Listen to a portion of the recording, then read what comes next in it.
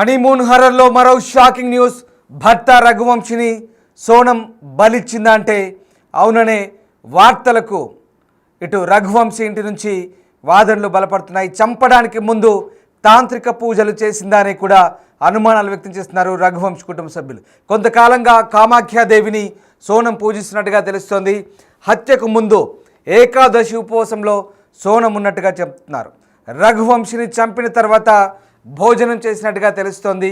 రక్తం కారేలా రాజా మెడపై పొడిచి సోనం బలిచినట్టుగా తెలుస్తోంది. దీంతో సంచలన అంశాలు వెల్లడించింది రఘువంశి తల్లి. చంపే ముందు సోనం తనతో మాట్లాడిందంటూ రఘువంశి తల్లి చెప్తున్న పరిస్థితి కనబడుతుంది. ప్రధానంగా తమ కుటుంబం మొత్తాన్ని వశీకరణ చేసినట్టుగా ఆమె వెల్లడిస్తోంది. ఇక ఈ నేపథ్యంలో ప్రస్తుతం ఇదే అంశం సంచలనంగా మారుతుంది. రఘువంశ్ హతుడు ఎవరైతే రఘువంశ్ ఉన్నాడో రఘువంశ్ తల్లి ఉమా చెప్తున్న అంశాలను బట్టి సోనం క్షుద్ర పూజలు చేసి ఇక అతన్ని బలి తీసుకున్నట్టుగా కూడా అర్థమవుతుంది. మొత్తం వ్యవహారంలో సోనం అనుమానాస్పద వైఖరే ప్రస్తుతం రఘువంశ్ తల్లి ఈ రకమైనటువంటి సందేహాలు లేవనెత్తేందుకు కారణమవుతున్నట్టుగా కనిపిస్తోంది. మధ్యప్రదేశ్ ఇండోర్లో నివసించిన రాజా రఘువంశ్ హత్య కేసులో మృతుడు తల్లి సంచలనాత్మక ఆరోపణ చేసింది. మృతుడి తల్లి ఉమా రఘువంశి తన కొడుకును హత్య చేయడమే కాకుండా బలిచ్చారని ఆరోపిస్తోంది. సోనం తన మొత్తం కుటుంబంపై వశీకరణ చేసిందంటూ కూడా ఆమె ఆరోపిస్తున్న పరిస్థితి కనబడుతుంది. బిగ్ టీవీ వ్యూవర్స్కి ఒక విషయం చెప్పే ప్రయత్నం చేస్తున్నాను. ఈ అంశంలో ఇలాంటి విషయాలు ఇలాంటి వార్తలు చెప్పడం ద్వారా కేవలం మిమ్మల్ని అప్రమత్తం చేయడమే మా ప్రధాన ఉద్దేశం. అంతేకాని మూఢనమ్మకాలను ప్రేరేపించాలా కానీ ప్రోత్సహించడం కానీ మా ఉద్దేశం కాదని మీకు క్లెయిమ్ చేసే ప్రయత్నం చెప్తున్నాం. దీని గురించి మీకు వివరించి చెప్పే ప్రయత్నం చేస్తున్నాం. మొత్తం మీద మృతుడి తల్లి ఆరోపణలు మాత్రమే మేము ఇక్కడ మీకు చెప్పే ప్రయత్నం చేస్తున్నాం. మృతుడి తల్లి ఆరోపణల ప్రకారం ఇక సోనం తమ కుటుంబం మొత్తాన్ని కూడా వశీకరణ చేస్తుందంటూ ఆమె ఆరోపిస్తున్న పరిస్థితి కనబడుతుంది. మృతుడు రాజా రఘువంశ్ తల్లి నిందితురాలు సోనం రఘువంశ్పై తీవ్రమైన ఆరోపణ చేసింది.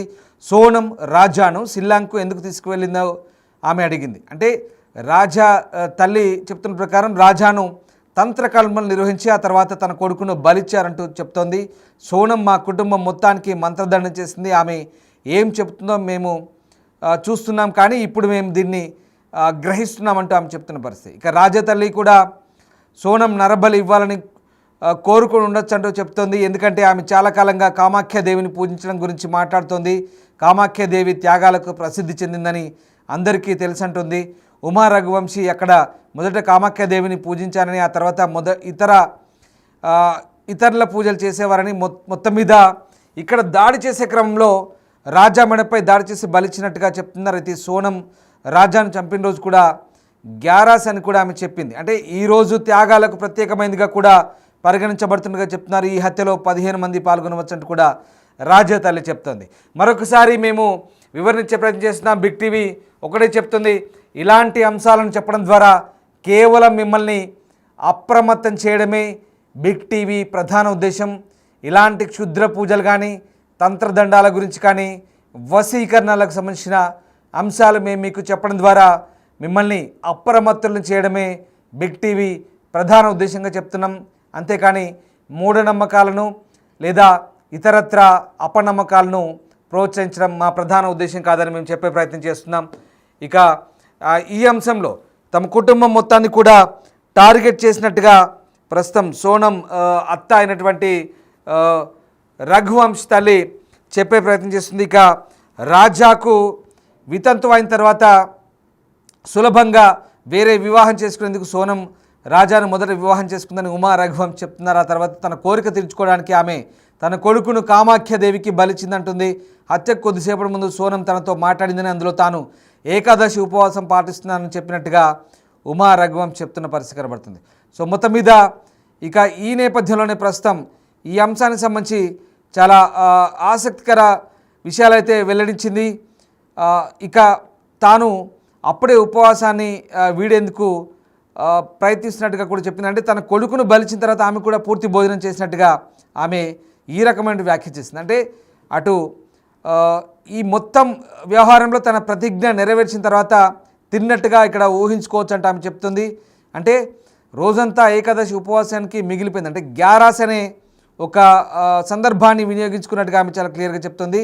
సో ఆ రకంగా ఇండోర్కు చెందిన రవాణా వ్యాపారవేత్త 28 ఏళ్ల రాజా రఘువంశీ, 25 ఏళ్ల సోనం రఘువంశీ మే 11న వివాహం చేసుకున్న తర్వాత హనీమూన్ కోసం కాశ్మీర్కి వెళ్ళాలనుకున్నారు. కానీ తర్వాత కామాఖ్య ఆలయాన్ని సందర్శించే నెపంతో మేఘాలయ వెళ్లారు. మే 20న ఇద్దరు ఇండోర్ నుంచి బెంగళూరుకు, అక్కడి నుంచి అస్సాంలోని గౌహతి మీదుగా మేఘాలయకు చేరుకున్నారు. 22న షిల్లాంగ్లో మావ్లాఖియాత్ గ్రామంలోని షిప్రా హోమ్ స్టేలో బస చేశారు. తర్వాత 23 నాడు అక్కడి నుంచి స్కూటీని అద్దెకు తీసుకొని ట్రిప్కి వెళ్ళారు. దీని తర్వాత రాజా సోనంలకు ఇండోర్లో నివసిస్తున్న 2 కుటుంబాలతో ఇక్కడ పూర్తిగా సంబంధాలు తెగిపోయి ఎలాంటి కమ్యూనికేషన్ లేదు. ఇక్కడ జూన్ 2న వి సాడోంగ్ జలపాతం సమీపంలో రాజా మృతదేహాన్ని వెలికితీశారు. పోస్టుమార్టం నివేదికలో హత్యకు గురైనట్టుగా హత్యకు ఉపయోగించిన ఆయుధం నేరస్థలం నుంచి కొంత దూరంలో లభించింది. దీనికి ముందు వారిద్దరు రైడ్కి వెళ్ళడానికి అద్దె తీసుకున్న స్కూటీ కూడా కనుగొన్నారు. ఆ సమయంలో సోనం ధరించిన జాకెట్ కూడా కనుగొనబడింది. ఆ జాకెట్పై రక్తపు మరకలు ఉన్నాయి. ఆ రకంగా జూన్ 4న ఇక్కడ ఇండోర్కు ఆ రాజా మృతదేహాన్ని తీసుకొచ్చి ఇరు కుటుంబాలు కూడా అంత్యక్రియలో పాల్గొన్నాయి. కానీ అప్పటికి ఇంకా సోనం దొరకలేదు. తర్వాత సోనం జూన్ 8న ఉత్తరప్రదేశ్లోని గాజీపూర్లో నందిగంజ్ పోలీస్ స్టేషన్ ముందు లొంగిపోయింది. అదుపులోకి తీసుకున్న పోలీసులు రాత్రంతా సోనం చెప్పిన సమాచారం ప్రకారం దాడులు నిర్వహించి ఇండోర్కు చెందిన రాజ్ కుష్వా, సోనం ప్రియుడు, అలాగే యూపీలోని లలిత్పూర్ చెందిన విశాల్ చౌహాన్, ఇండోర్కు చెందిన ఆకాష్ రాజ్పుత్, అలాగే సాగర్ జిల్లాలోని బినాకు చెందిన ఆనంద్ కుర్మితో సహా మొత్తం నిందితుల్ని అరెస్ట్ చేశారు. వీళ్ళందరినీ కూడా షిల్లాంగ్ తీసుకొచ్చి కోర్టులో హాజరుపరిస్తే వీళ్ళందరికీ కూడా కోర్టు 8 రోజుల రిమాండ్ అయితే విధించిన పరిస్థితి కనబడుతుంది. ఒకటే ఇక్కడ ఆమె చెప్తున్న రాజా రఘువంశ్ చెప్తున్న అంశాల ప్రకారం పూర్తి స్థాయిలో తన కొడుకును బలిచ్చినట్టుగా చెప్తున్నారు. ఈ అంశంలో సోనం పూర్తిగా ఇక్కడ దేవి పూజలు చేసేదని, గ్యారాస్ అనే వేదికను ఉపయోగించుకున్నట్టుగా ఇక్కడ మనకు చెప్తున్న అంశాలను బట్టి తెలుస్తుంది.